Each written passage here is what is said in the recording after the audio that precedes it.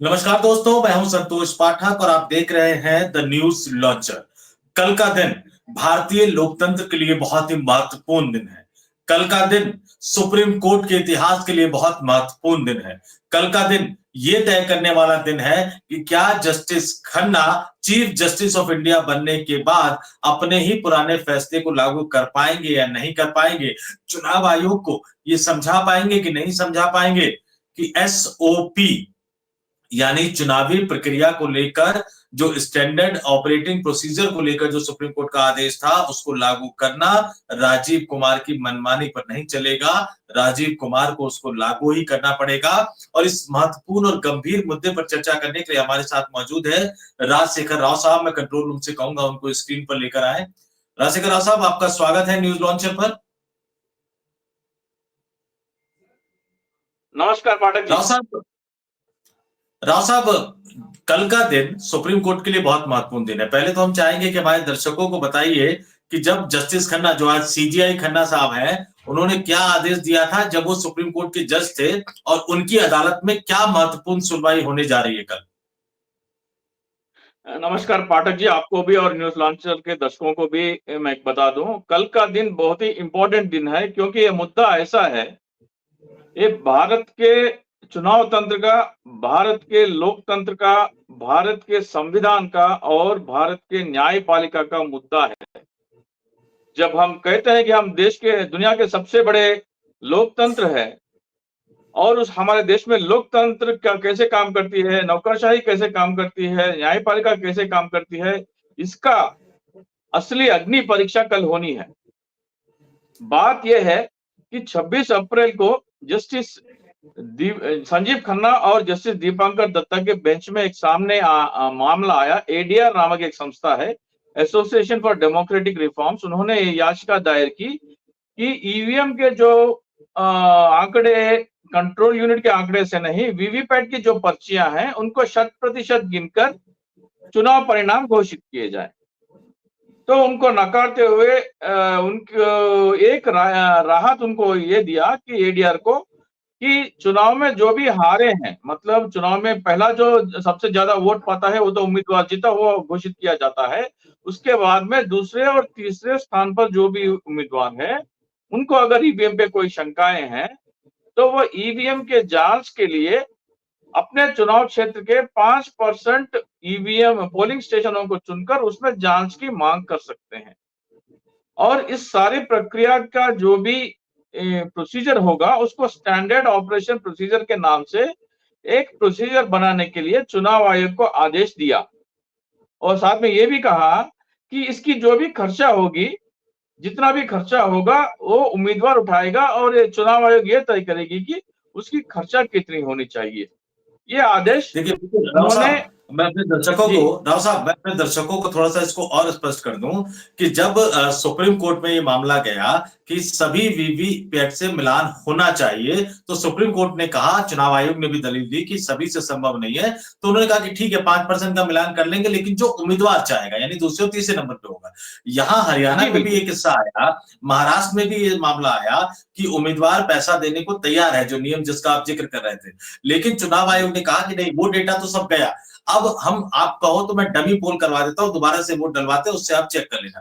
मतलब कहीं ना कहीं राजीव कुमार का जो आयोग है, असली आंकड़ा, असली डेटा के साथ खेल कर चुका था और उस गलती को छुपाने के लिए राजीव कुमार की हिम्मत इतनी बढ़ गई कि सुप्रीम कोर्ट के आदेश तक को एक तरह से मानने से इनकार कर दिया। ये देश में पहली बार हुआ होगा क्या राव साहब? नहीं, इसके आप जब वो जजमेंट पढ़ेंगे, जस्टिस खन्ना के जो आप पढ़ेंगे, तो उनके आदर्श और उनके इरादे कितने नेक है और किन नेक इरादों से उन्होंने ये आदेश दिया, ये भी हमें जानना जरूरी है। उन्होंने कहा कि चुनाव में पारदर्शिता होनी चाहिए, इसलिए ये आदेश दिया जा रहा है। इसलिए ये आदेश इसलिए दे रहे हैं कि जनता को चुनाव प्रक्रिया पर भरोसा होना चाहिए, इसके लिए ये आदेश दे रहे हैं।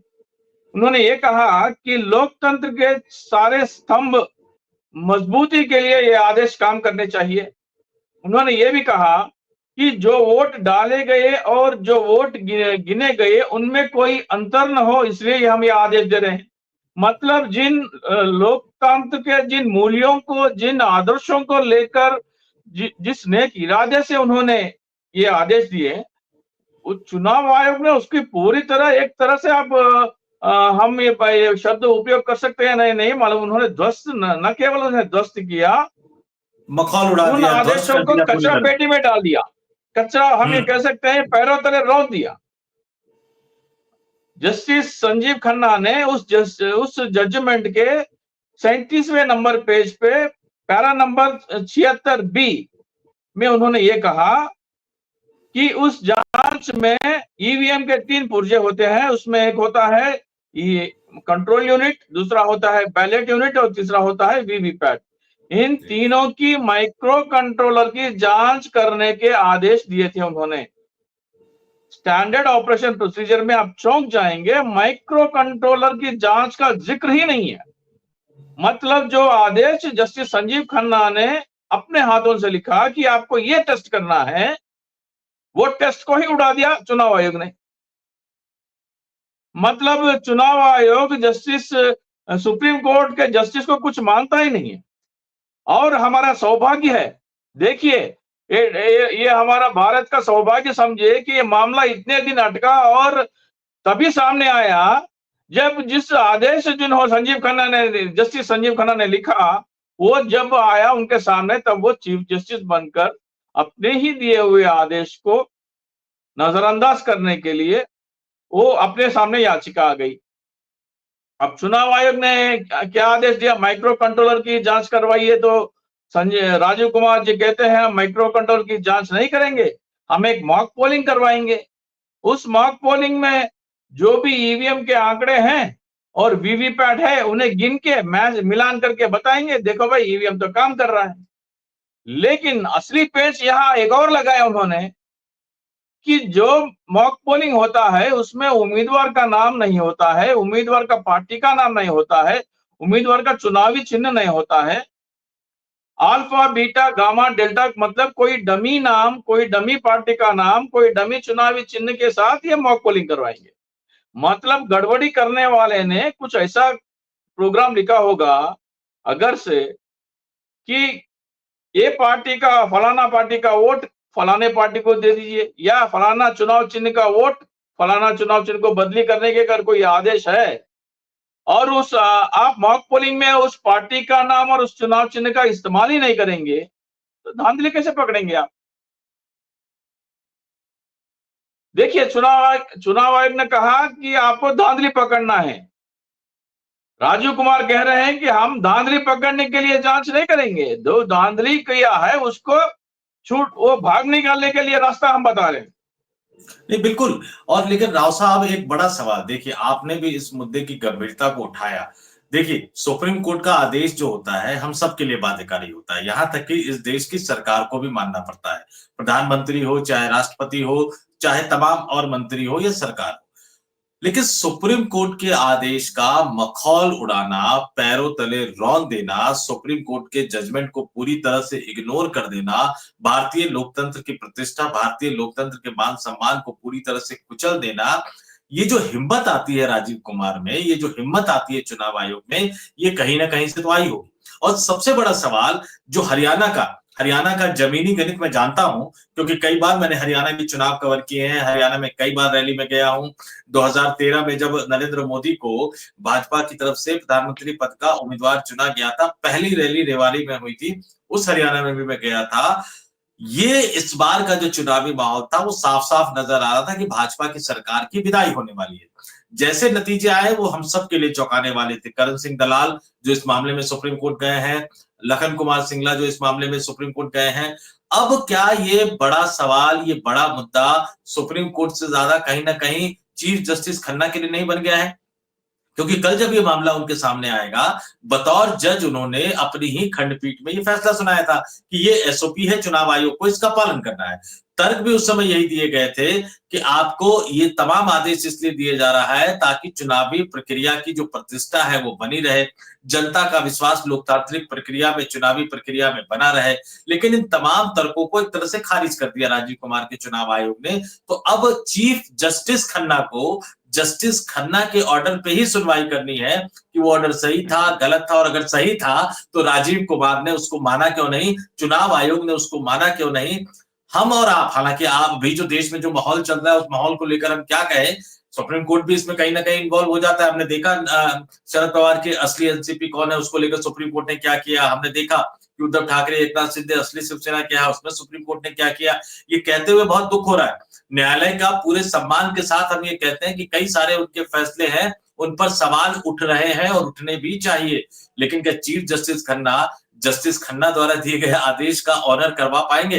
कल ऐसा होगा कि सुप्रीम कोर्ट सख्त शब्दों में कहे कि राजीव कुमार तुम अवमानना के दोषी हो, आओ सुप्रीम कोर्ट में और हम आपको सजा देने की बात करेंगे, हम आपको सजा देंगे। इतनी उम्मीद लगती है आपको कि सुप्रीम कोर्ट कर पाएगा? देखना है, अगर कल कोई अधिकारी पेश होता है, चुनाव आयोग से कोई अधिकारी पेश होता है, तो पहली बात मैं ये उम्मीद करता हूं एक नागरिक होने के नाते कि चीफ जस्टिस कहेंगे आप नहीं, आपके चीफ राजीव कुमार को जी को बुलाइए, जो चीफ इलेक्टोरल कमांडर है, उनको मेरे सामने पेश होने के लिए कहिए। कोई और तारीख भी भले ही दे दे, कोई बात नहीं है, लेकिन हम जानना चाहते हैं सुप्रीम कोर्ट के चीफ जस्टिस का जो रवैया, अपने ही आदेश का उल्लंघन हुआ तो कैसा रवैया अपनाते हैं, ये भी देखना है। और जिन नेक आदर्शों, जिन नेक इरादों के साथ उन्होंने वो आदेश दिए, उनको पूरी तरह ध्वस्त कर दिया गया, तो उसके बारे में क्या राय रखते हैं? ये चीफ जस्टिस कैसे इसे रिएक्ट करते हैं, ये बहुत ही दिलचस्प होने वाला मामला है। दूसरा, आपने कहा कि साहस कहां से मिलता है। अब धांधली करने वाले, उनको क्या आश्वासन दिए, धांधली करके अगर कोई सत्ता में आ जाता है तो क्या आश्वासन दे सकते हैं, ये भी देखने की बात है।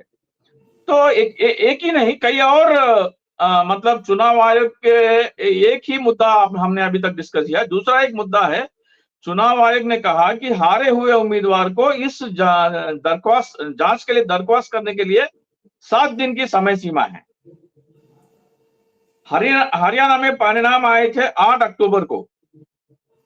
हरियाणा में परिणाम आने के बाद में हरियाणा प्रदेश कांग्रेस कमेटी ने 14 तारीख को मेरी विनती के बाद, मैं लगातार उनसे विनती किया कि आप एक सर्कुलर जारी कीजिए ताकि सारे उम्मीदवारों को, हारे हुए उम्मीदवारों को वीवीपैट जांच के लिए दरख्वास्त करने के लिए एक सर्कुलर जारी करने की बात कही। तो 14 तारीख को दोपहर को सर्कुलर आया और 14 तारीख शाम तो बीत गई।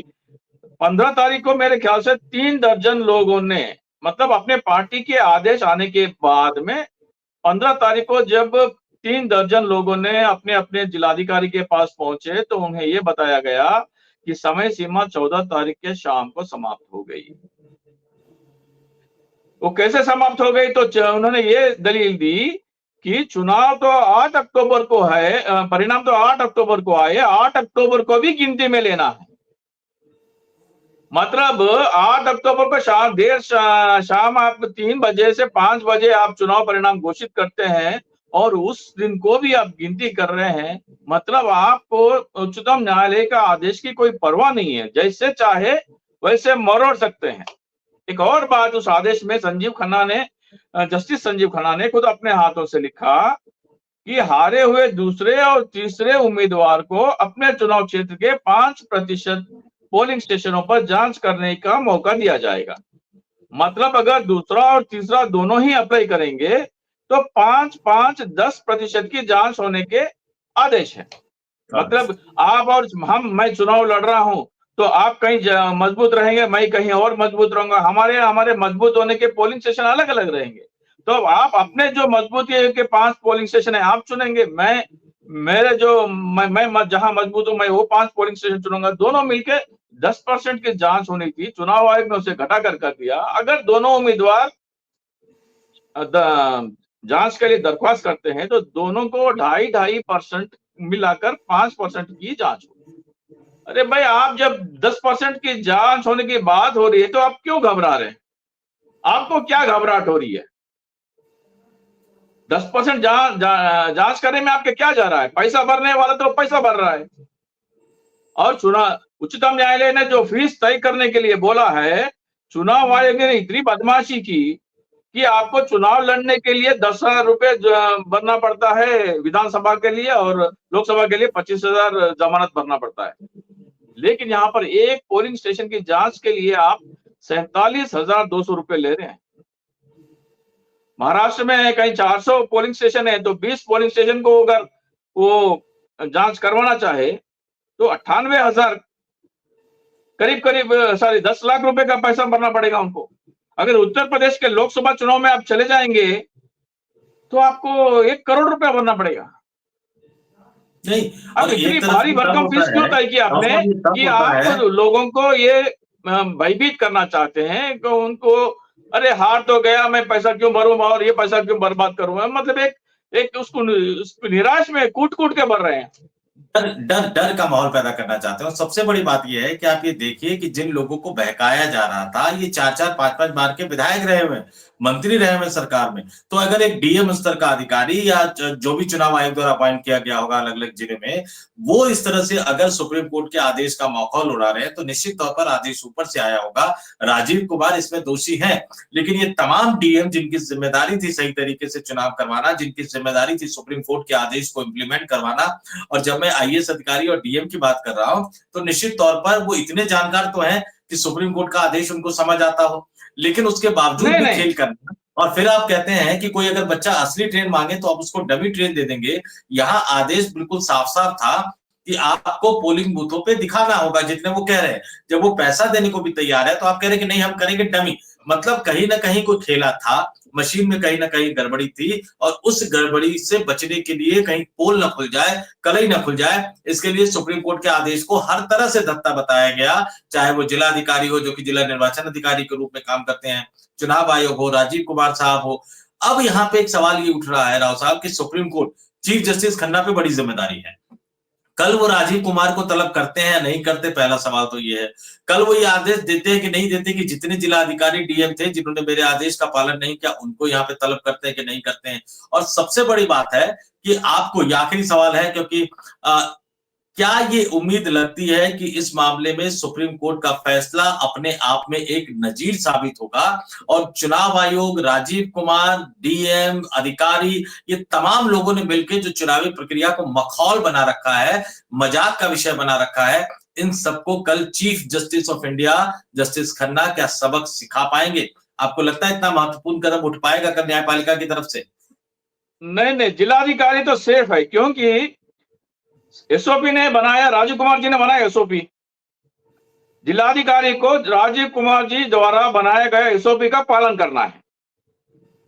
राजीव कुमार ने उल्लंघन किया सुप्रीम कोर्ट के आदेश का, तो दोषी सारा का सारा दोष जो है राजीव कुमार जी के ऊपर जाएगा क्योंकि एसओपी उन्होंने बनाया, उन्होंने एसओपी जारी किया।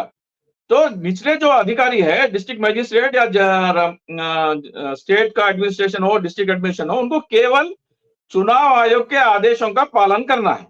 चुनाव आयोग का आदेश 3 उल्लंघन है। चीफ जस्टिस ऑफ इंडिया से आपको उम्मीद है खन्ना साहब से कि वो एक नजीर पेश करेंगे, हिम्मत दिखा पाएंगे, अपने ही पुराने फैसले को लागू करवाने के लिए अवमानना का मामला राजीव कुमार के खिलाफ चला पाएंगे, एक एग्जाम्पल सेट कर पाएंगे फ्यूचर के लिए? कितनी उम्मीद है आपको? क्या बात कर रहे हैं सर, हिम्मत की क्या जरूरत है? हिम्मत की क्या जरूरत है? चीफ जस्टिस है साहब, चीफ जस्टिस जिसने प्राइम मिनिस्टरों को जेल में भेजा है, और जस्टिस खन्ना उस फैमिली से आते हैं जिनका रुतबा है अपने जजमेंट्स का देने में, उनकी अपनी छवि है। खन्ना जजेस का एक छवि है, वो किसी की नहीं सुनते वो। तो केवल मैं ये एक्सपेक्ट कर रहा हूं, मतलब जैसा मैं समझता हूं, मैं ऐसा देख पा रहा हूं, हाल ही में कुछ और उन्होंने फैसले लिए, जैसा मैं उनको देख पा रहा हूं, मैं ये उम्मीद कर रहा हूं कि आप पहले तो कहेंगे कि आप राजीव कुमार जी को पेश होने के लिए कहिए, एक तारीख देंगे, एक नोटिस दे देंगे और कहेंगे कि आप अधिकारी नहीं है, सीधा आप चीफ इलेक्शन ऑफिसर को पेश होने की मैं ये उम्मीद कर रहा हूँ, एक नागरिक होने के नाते। और जो आदेश उन्होंने पिछले कुछ आदेश दिए थे उसमें मुझे ये लग रहा है कि वो राजीव कुमार जी को पेश होने की बात करेंगे, फिर उनसे सवाल करेंगे कि ऐसा क्यों हुआ। एक और बात, बिल्कुल राव साहब, अब हम चर्चा के बिल्कुल अंत में आ गए हैं और निश्चित तौर पर जब एक बात वो बहुत ही अहम मुद्दा है। 26 अप्रैल को जिन्होंने ये आदेश दिया था उस समय कुछ और था, उस समय हालात कुछ और थे, आज कुछ हालात कुछ और हैं।